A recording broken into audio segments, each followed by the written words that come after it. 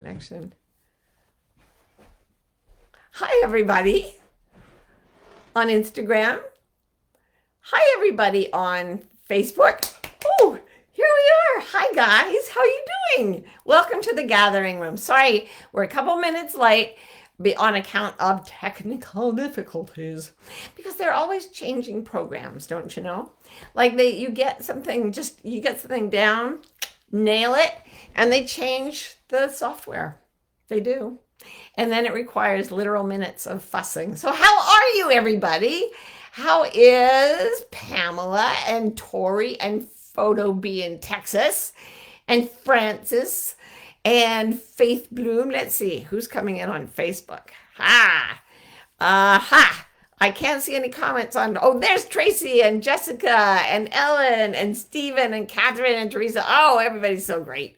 Okay. For some reason, they've decided to put the comments where I can't see. Oh, hello. Dr. Donna's here. Ooh, I've been waiting for you because this is going to be fun for you. Ginny, and over on Instagram, we got Cara, and we have Francis, and everybody is here. Amna Ahmad is here, and Belle Redding, and all the wonderful people from everywhere in the world. So thank you for joining me. I hope you're all having a wonderful Sunday, except for those of you in parts of the world where it's already Monday. But I hope you had a wonderful Sunday. Anyway, I want to get right to today's topic, which is I call it the hidden path to peace, because y'all may know, if you came here a few weeks ago, that I was talking about chronic pain and how it is now known, it has been discovered, that chronic pain exists because the fear part of the brain takes over, from, like, you hurt your foot, your brain decides that your foot hurts, then your foot gets better, but your brain decides it's afraid of your foot hurting. And the result is that it never actually feels like your foot gets better.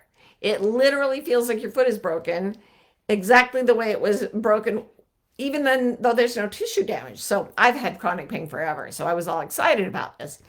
And I started reading about fear and how it affects the brain. Now, some of you have come in regularly. Some of my most wonderful gathering room peeps have asked repeatedly, but I can't stop being anxious. I can't stop being anxious. And I say things to you. Yammer, yammer, yammer, yammer, yammer, yammer, yammer, yammer, yammer. So there are all these ways you can find your integrity. You can do thought work. You can do cognitive behavioral therapy. You can question your beliefs. Ooh, my microphone's way over there. Now it's good. You can do all these things that are very cerebral, right? To calm yourself down. Psychological suffering comes from believing something that isn't true. So tell yourself the truth and you'll get better. Now, I have found this by and large to be very effective, but there have been times in the last few months, especially, when I wake up feeling anxious or angry, weirder still, and there's no cause. I just wake up in a mood. And I don't know if that's ever happened to you guys, but I was trying, and I was meditating, and it wasn't fixing it the way it used to. And I think that all this stuff on fear was probably an answer to my cries to the universe, like, what the hell is happening? Because I have learned some things about fear in the last couple of weeks that have changed my whole life. And I think it could change yours too. And here's why. The way we talk about fear goes into our psyches through the prefrontal cortex, the part of the brain that is verbal and that thinks things through and that understands things in language. And that goes into the left hemisphere, and then it gets taken to the amygdala, which becomes afraid. It triggers the fight or flight reaction, right? The amygdala is this very, very ancient, very tiny piece of the brain, but a very important one. And it houses the so-called fight or flight reaction, fight, flight, freeze. And it's so ancient that even like flatworms have it. Well, they don't have an amygdala, but like even fish and reptiles have this amygdala, this part of the brain, and it's not verbal. It reacts to sight, sound, smells, and intuition, or whatever little ways of sensing the universe are possible out there in the animal world. So here's what happens to us when we're afraid. We can either have ideas that make us process a situation as frightening and then trigger the amygdala, or there's another way. Something goes directly to the amygdala without going into the cortex at all. So the fear comes in, the anger comes in, the freeze comes in, and you don't know why. And you go to your therapist and you talk about your life, and what happens is you look for reasons that you're feeling anxious or angry or frozen or whatever it is, because there's got to be something to explain it, right? Well, maybe I'm angry because, maybe I'm angry at my partner. Maybe I'm angry at my job. Maybe, there are all kinds of things I could be angry about. The damn other, political party. I'm upset about them. Maybe. But here's a good example of how this fear can come at you in a way that you don't even realize. There's a story in one of the books I read, which is called Rewire Your Anxious Brain. It's a good one. And in that story, the authors tell about a Vietnam veteran who came back from the war, had terrible post-traumatic stress disorder, but he went to therapy, he got treatment, things got better, he was okay. Then decades later, he starts having panic attacks every damn morning, like regular as clockwork. And he was like, blah, blah, blah, blah. What is this? So he went to a therapist, and because this was a therapist who did his homework, they eventually figured out that the man's wife had started buying a brand of soap that smelled like the soap he had used in Vietnam in the military showers. He was not aware that it was the smell of the soap that was triggering his PTSD. It went straight from his senses to the amygdala, and it didn't go through the cortex. So it wasn't something he could cognitively know. And this is why I call this the hidden path to peace, because you can be afraid of things and not know why, because they're in the amygdala but not in the cortex. And the secret way is you have to get at what's bothering the animal self, the amygdala, when the cortex, when your mind, what we call the mind, does not even know it, okay? And you can have somebody talk at you, or you can read self-help books till you are blue in the face. They're all going in through the cortex, folks, because that is, language is all cortex. So how do you fix something that is disturbing you at the level of the amygdala? This became my quest over the last couple of weeks, and my God, it is working. I mean, let me just tell you right now, before I tell you the big secret of what to do. It's very simple, but I've been using it, and I always wake up multiple times a night. I had like a terrible sleep disorder when I was younger. I had to take medication. I still have to take medication. This weird old pill they usually only give to animals is the only thing that will turn off my amygdala enough to let me sleep. Okay? But even so, I wake up multiple times a night, always. And I'm almost always in pain when I wake up, a little bit. And I have to like move and squitch, and I get out of bed and I stretch. And sometimes I take Tylenol. And more often than I want to, I take a Tylenol, and that helps me get back to sleep.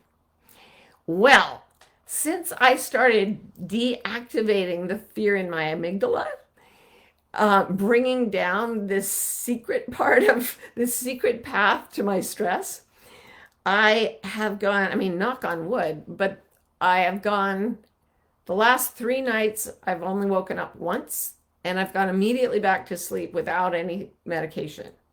This, you guys, for me is, like, I never even talk about it, because it's just so much a part of my life. I have a massive sleep disorder, and it always affects me, and blah, blah, blah. Doesn't affect me as much during the day. But as I've untriggered my amygdala, my waking life has become much calmer as well. Like, nothing bothers me as much. And this is after like a week. And I am not a young woman. I've been working at this a long time. So what is it? What can you do that causes your amygdala fears to go away? Well, there are 2 things. One is you can re-experience a similar situation and have it end differently. So for me, public speaking was a big fear. That's the top phobia among humans. And what happened to me was I had a crush on a guy who was on the debate team in high school. So I started going to speaking competitions and being stuck in rooms where I was supposed to give impromptu speeches. And the first time I was so anxious, I simply fainted dead away. And that was really bad, but I thought, well, that's the worst that can happen. So I just kept going into these rooms and speaking because I wanted maybe I'd get to sit by this guy on the bus. And that's called flooding, where you bring the actual situation and you just stay there until the anxiety goes away.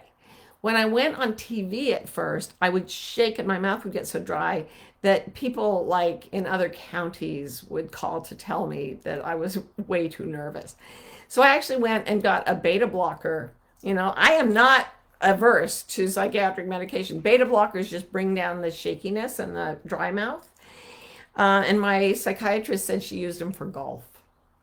So I took those for a few times, and then I started to associate the TV camera with that feeling of being like, go, that I got from the pills. Then I no longer needed the pills, and I was fine with cameras. That's another flooding. That's a way you can flood, okay? Or you can sort of sneak up on what scares you. If you're scared of spiders, you look at a picture of a spider, then you go to the pet store and you look at a tarantula, and you stay until the anxiety goes away. That's the key. The sad thing is you have to trigger the anxiety in order to change it, because you have to trigger it and stay put. This is how I got over a fear of conflict with my loved ones too. Like, go to that space and stay put until the anxiety goes away. All right, that's one way, but that's not what I've been using. The way I've been using, and I've read a half dozen books on this now and a bunch of studies, and it's like, now they get to the fix, and it's always the same damn thing that I've known my whole life. Observing the brain at work without reacting to it in any way. So what I do, I wake up at night, I think of something like, oh, I've got that thing to do. I've got a deadline tomorrow. And immediately I start to watch. And I get flushed with heat. I can taste adrenaline in my mouth. My heartbeat I can feel my heart beating faster. And what I do is I just resolutely sit in my observer brain. And here's the thing, you can't do this to make it go away. If you're doing it to make it go away, it will make it worse.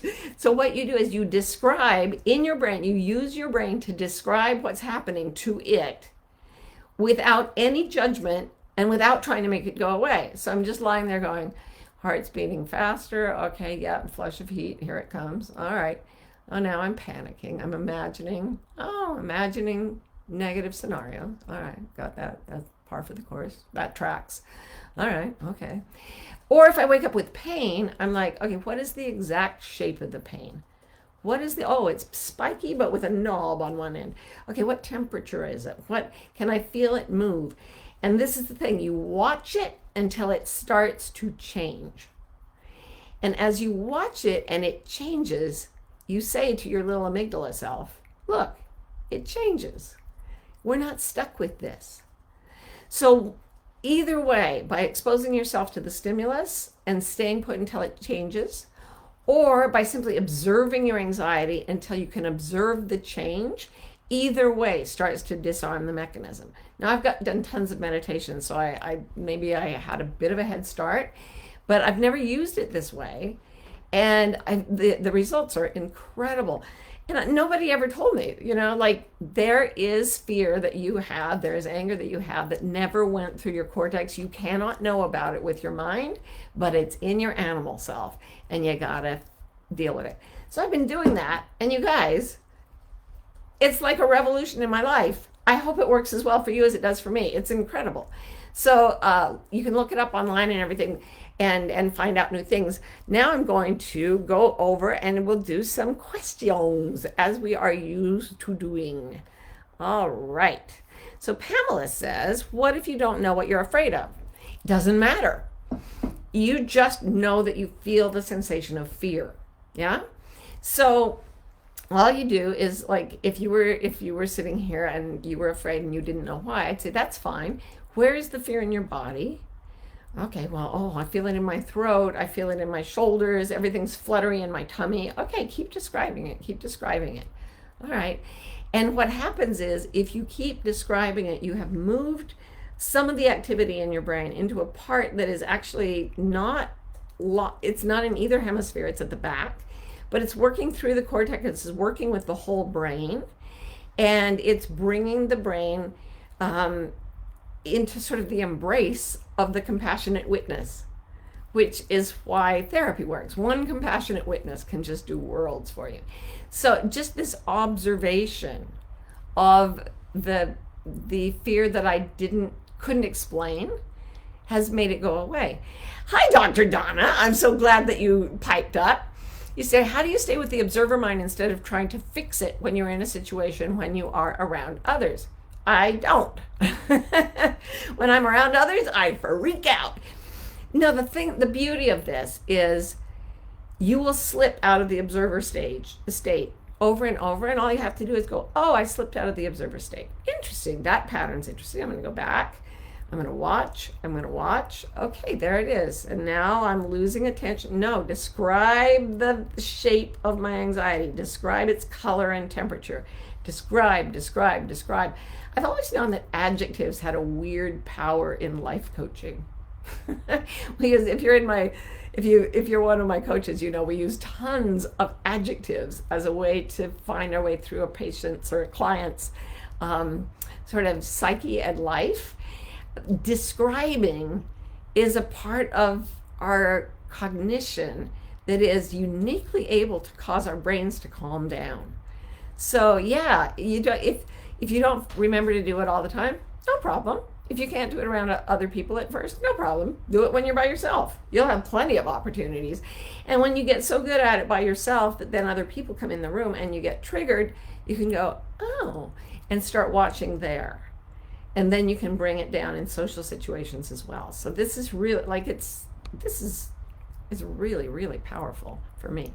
So Lydia says, hi, Martha, does this work for PTSD? Sometimes when I'm triggered, it feels too much to observe. Yes, it does work for PTSD. And again, you don't have to make it all work at one time.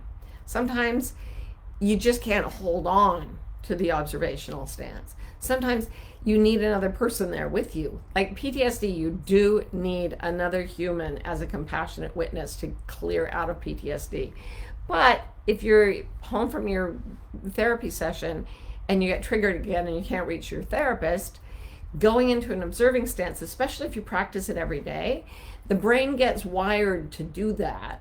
And please know that when you're with your therapist or your compassionate witness, your trauma counselor, the greatest benefit you're getting is that their observation of you, their kind, compassionate observation of you introjects. So it becomes part of your way of seeing yourself because it's the way they see you. So you're watching them watch you, and they're watching you with compassion.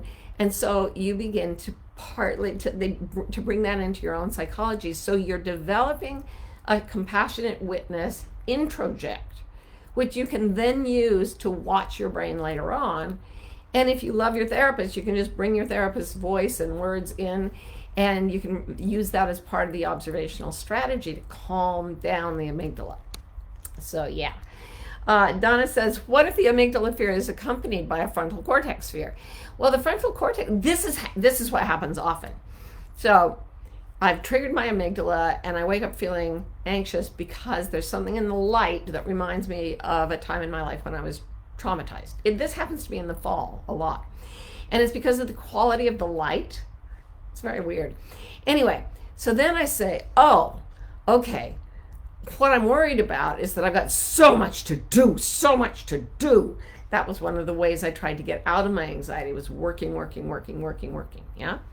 Then my cortex says to my amygdala, oh my God, we've got so much to do. Be afraid, be very afraid. And the amygdala goes, holy crap, we've got so much to do, and sends it back to the cortex, and it becomes this feedback loop, right?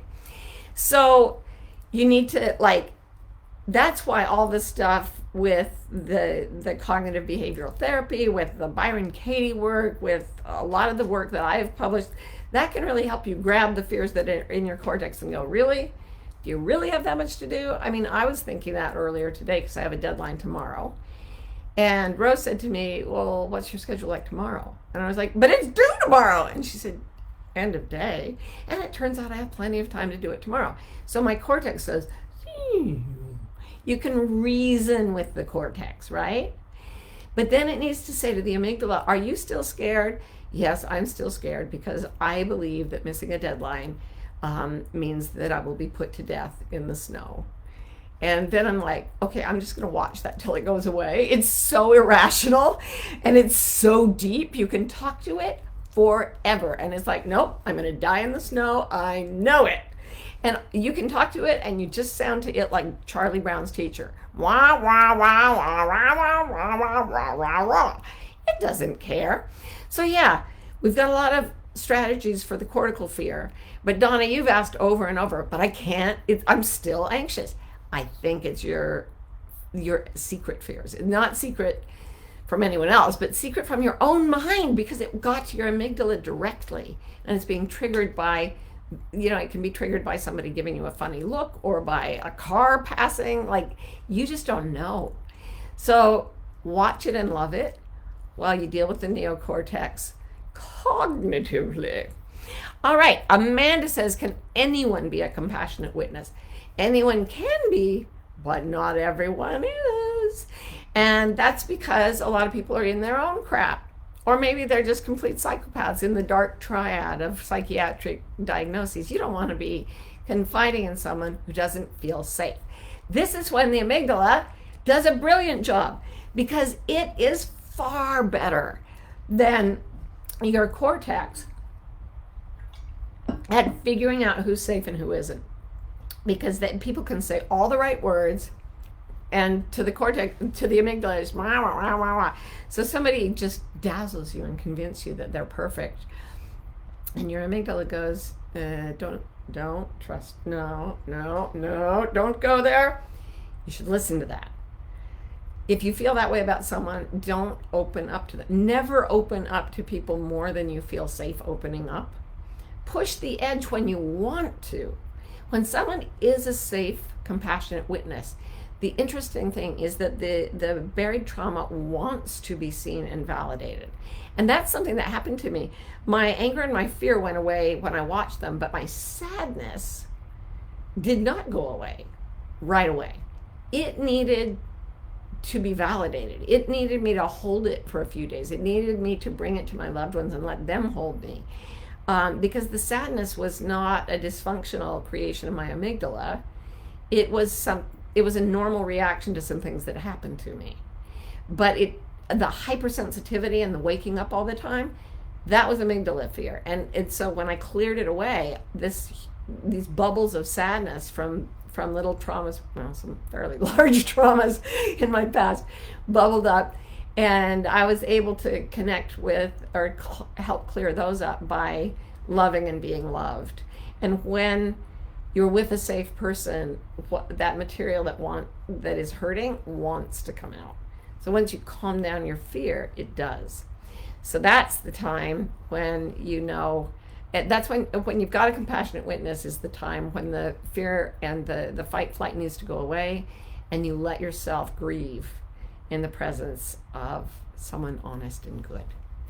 So Stephen says, when you say stay with it until it changes, what keeps you from re-traumatizing yourself? Well, that's a very good point. I would not say go out, if you have a fear of cars, go out and stand in the street. And if a car, even if you get hit, just stay there until the fear goes away. You have to be rational and cognitive about setting up the situation. If you're going to go through systematic desensitization, or graduated exposure is another term for it.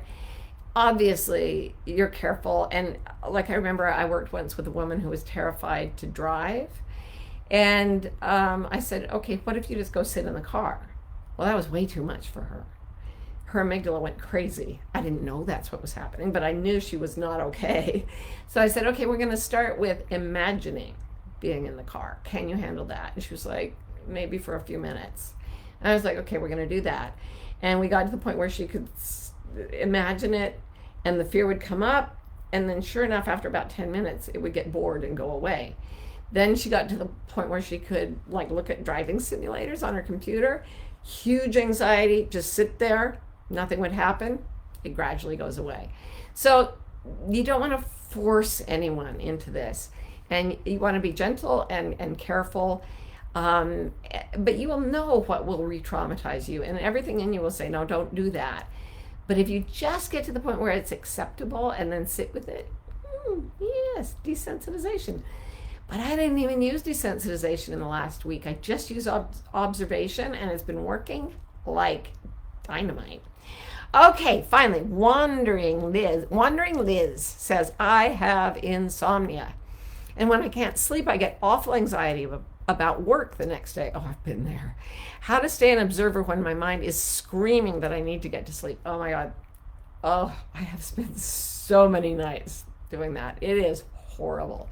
First of all, go to a psychiatrist and tell them about it. Like, nobody should have a sleep disorder. It is one of the worst things I can possibly imagine. And there are different medications and therapies, and I would not be talking to you if I didn't have medication for sleep, because that nearly killed me for sure. But I'm needing less and less of that, because in addition to all the measures I could take, learning to meditate and learning to question my thoughts has become something I can do when the time is ticking away, that is not just becoming more afraid of the next day. And you know what the thing is that I fear most? My biggest fear right now in my life? Fatigue. I'm terrified of being tired, because I was so tired for so long. And I mentioned a few weeks ago, read the book Why We Sleep by Matthew Walker, and you will see that you should be afraid not to sleep, because not sleeping is like worse for you than like going on every major addictive drug, pounding straight whiskey and smoking a pack of Luckies every 10 minutes. It is bad for you. So it's terrifying. And you need to acknowledge that it is terrifying, and then you need to get help for it. And then you need to, in those hours, you can say, all right, I'm going to watch this. Hey, I'm going to actually suggest for you something that is also very helpful for me. There is a guided meditation called Breaking Through Difficult Emotions by a man named Shinzen Young. Shinzen,